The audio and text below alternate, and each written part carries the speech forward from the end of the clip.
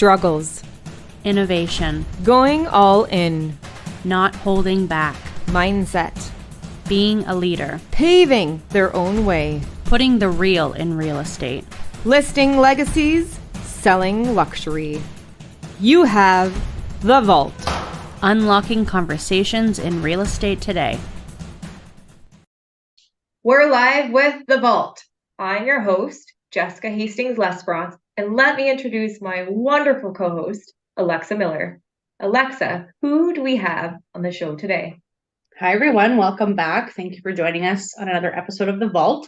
Today, I am excited to welcome Jamie Rideout on the podcast. So welcome, Jamie, and we'll start with you telling us about yourself and your background and who you are. Perfect. Hi, girls. Thanks for having me. My name is Jamie Rideout, and I live in Beaumont, Alberta. So it's kind of like the suburbs to Edmonton, just outside of Edmonton. And I spent 10 years working in the finance industry before I moved into real estate earlier this year. And I traveled all over Alberta, teaching retail credit. I was a personal banking manager. I kind of did it all. And my last position before I went on mat leave actually was a business analyst for corporate financial services. So we did a lot of the financing for the big projects in downtown Edmonton. So I went on two mat leaves back to back and then worked for our local school division for 4 years. And then I just thought, you know what? I've wanted to do it forever. It's 20 years in the making, and I got my real estate license earlier this year. Oh, wow. That's Very amazing. good. Congratulations. Yeah, that's a pretty cool history too. That's awesome. Yeah. So let's start with, how do you find living in Alberta and how is the real estate out there? Tell us all about it. Yeah. Oh, you know what? Alberta, I'm sure everybody who works in real estate and finance is well aware that Alberta is just booming. It's out of control, the amount of people that are moving here, which is fantastic for me working in real estate. I know people who work in real estate, usually spring, summer's their busy time, and things slow down a little bit fall and winter, and we are still full swing. Things are slowing down a little bit, but like for example, I had 5 showings booked a couple weeks ago, and before I could show them that day, 4 of them went pending. So things are getting snapped up super fast. It's definitely it's a balanced market here right now, but slowly moving into a seller's market for sure. People are buying houses. People are moving to Alberta. There's work. It's affordable. And so, yeah, it's the place to be. So we're working with a lot of out of province buyers, and we are busy. That's awesome. So what would the reason be they're moving to Alberta? Do you have any insight on that? You know what? It's just I believe it's affordability. There are a lot of places in the country right now that just it's just unaffordable everywhere. Groceries are expensive. Your power's expensive. Raising children, it's expensive. And we have resources here. We have jobs here, and we have the capacity to have people move to Alberta. And yeah, I feel like, especially, we're getting a lot of people from BC, from Ontario, and they're coming to Alberta saying that just was not affordable for them to find housing anymore where they were. Wow. Yeah. Yeah, we're seeing that a lot.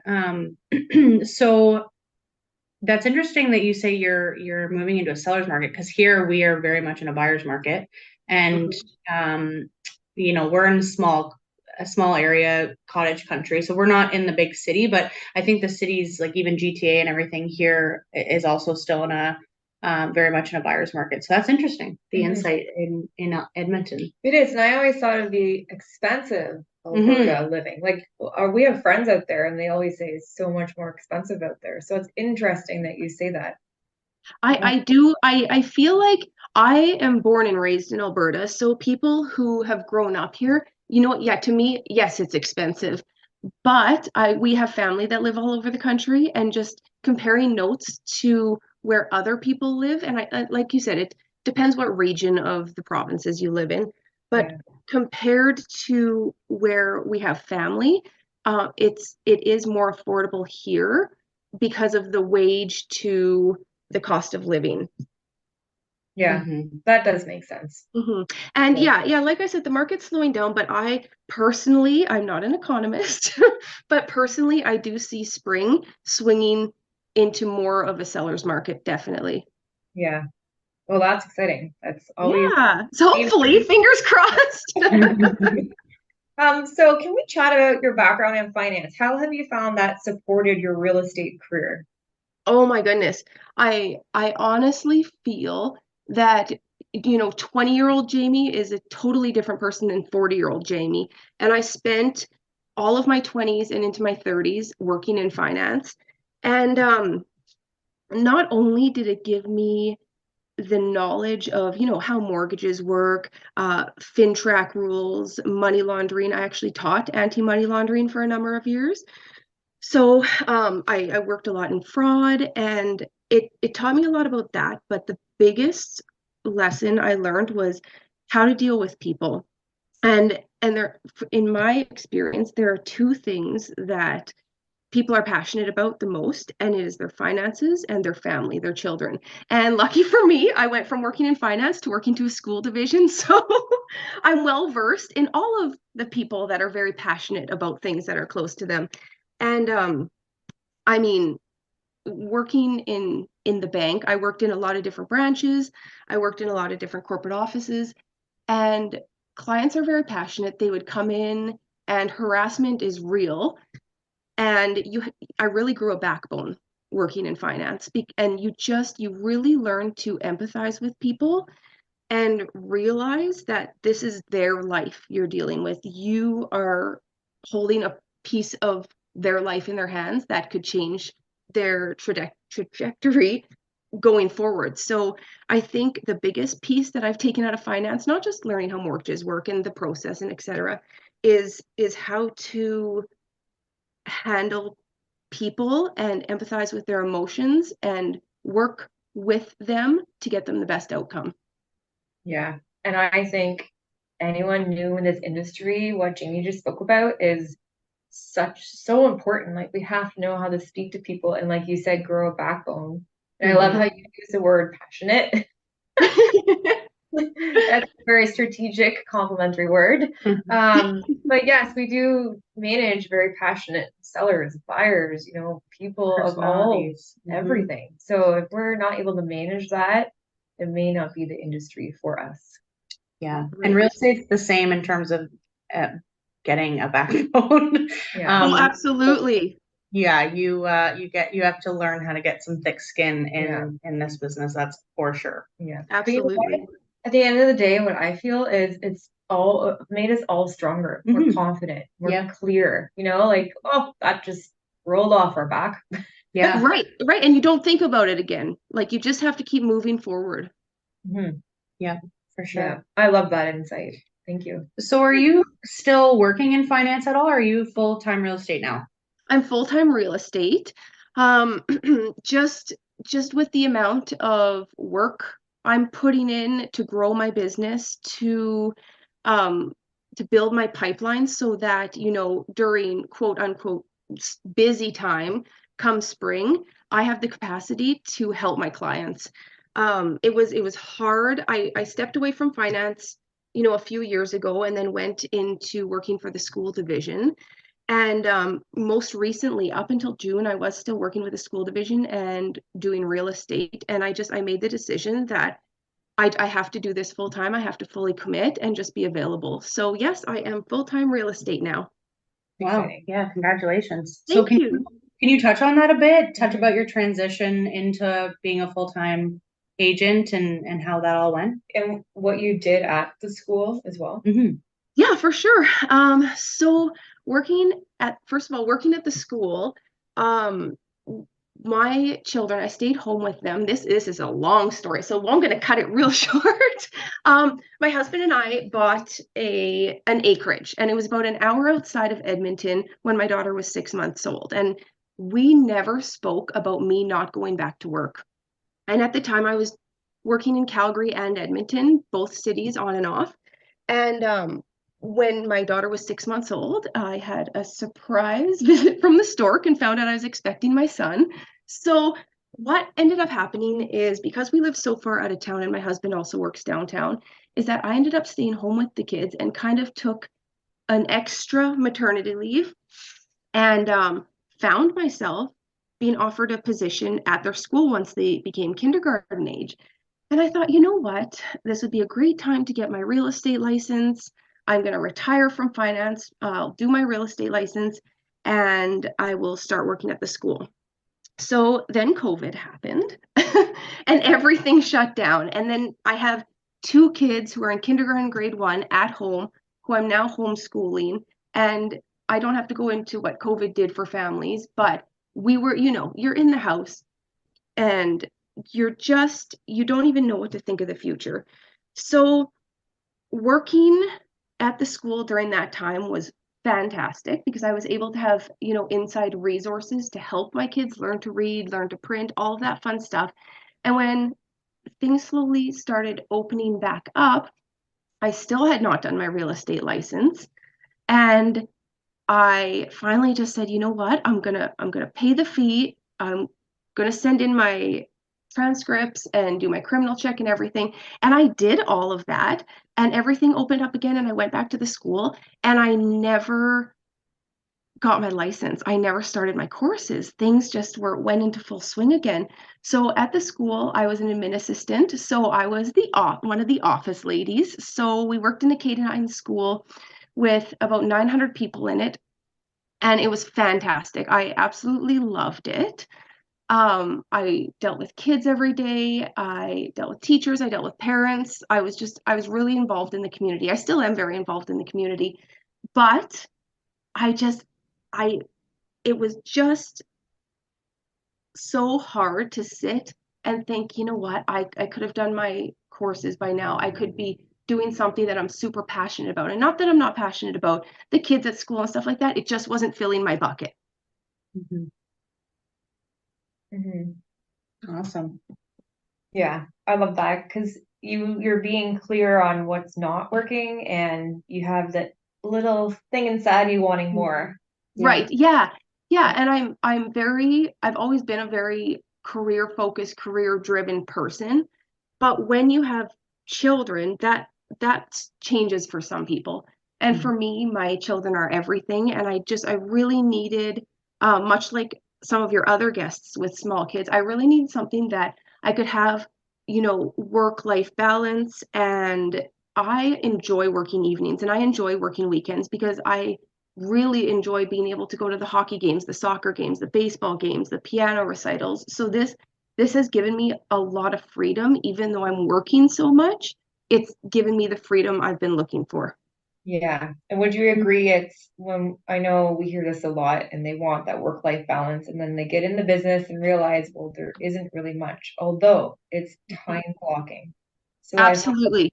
what Jamie's talking about is, yes, I work a very long 10, 12-hour day, although it's broken up to do the things I want to do.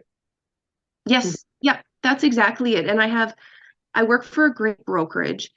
And one of the first things that the owner of the brokerage said to me when I started, you need to plan your week. And it's the time blocking, exactly what you just said. It's if you want to go to your daughter's piano recital, you block off that hour and you build your work schedule around things that you need or want to get done in your life. So really, the ball is in your court how much you work, but the time blocking and the staying organized and doing your weekly schedule has just worked wonders for me. Yeah. Would you say that is your recommendation to any realtor starting? Yes, absolutely. I have a weekly calendar, I have a monthly calendar, I use the calendar in my phone, and it sounds like a lot because you're constantly getting reminders of things to do, but you are prepared. It forces you to get out of bed early. I'm up at 5:25 every morning. I'm very scheduled, and I know some people are not, but that's what works for me. And once you get into that routine, it's easy to keep and you're not going to break it. Yeah, I have to love that because when I do my schedule with my husband, I go months in advance and he hates it. But I Yeah, say, mine does too. That's how we get all of our stuff in. And people ask, how do you do everything? I said, I time block like a mad woman. Yeah. You have to, like, listen, you want to go on the treadmill for half an hour? You better time block that. And then another half an hour to get unsweaty. Yeah. Let me go do my hair and makeup. Yeah. Right, exactly. When you work in real estate, you learn to put everything in your calendar. I put in lunch dates in my calendar, dinner dates with my girlfriends, everything. Yes. And kudos to you have for to. figuring that out Yeah. right off the hop, because I didn't. And I was at a different point in my life. Like, I don't have kids yet. Mhm. When I started real estate, I was like, I will work day and night, do whatever I have to. Like, it's not sustainable. So now I have a very scheduled, or my life is scheduled, but it took me a while to figure that out. So Yeah. Yeah, and I think you just have to do what works for you, because I know other realtors who, fly by the seat of their pants.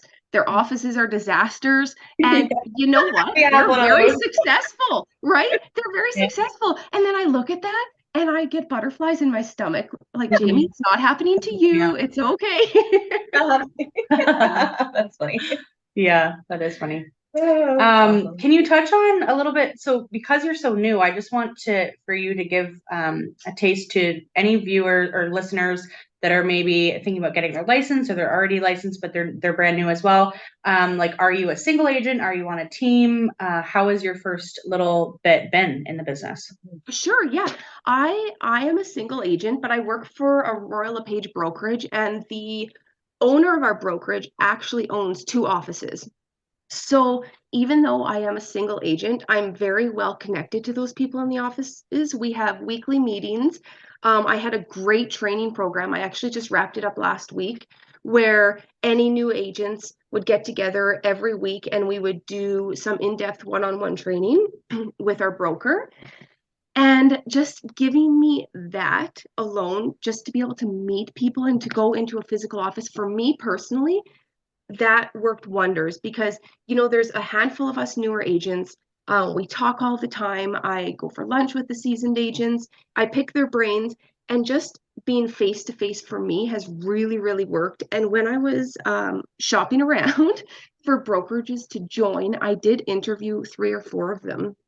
And the reason I chose this one was because, even though there are teams within our brokerage, there are single agents, there are always times where everybody gets together and there's in-person training, even for seasoned associates. And for me, I knew that I needed that. I'm a people person. I love face-to-face interaction. I have my own office in our actual building here, so I have the opportunity to work from there if I want to.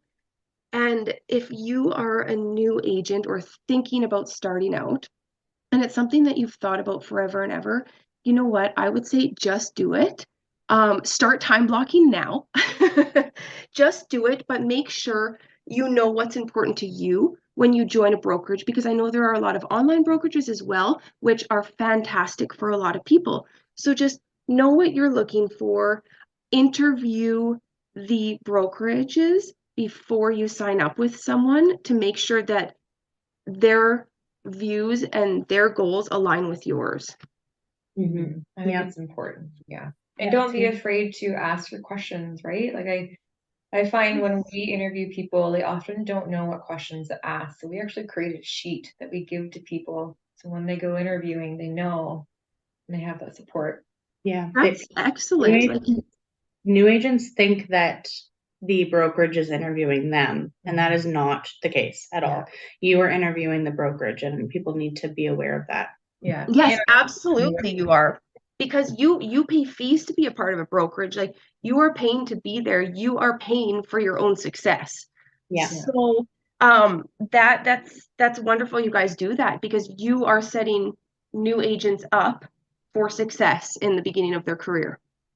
Yeah. Yeah, that's our goal, really, in the long term, is to watch them succeed. Mm-hmm. Right, absolutely. What would you say your biggest struggle in your career so far has been?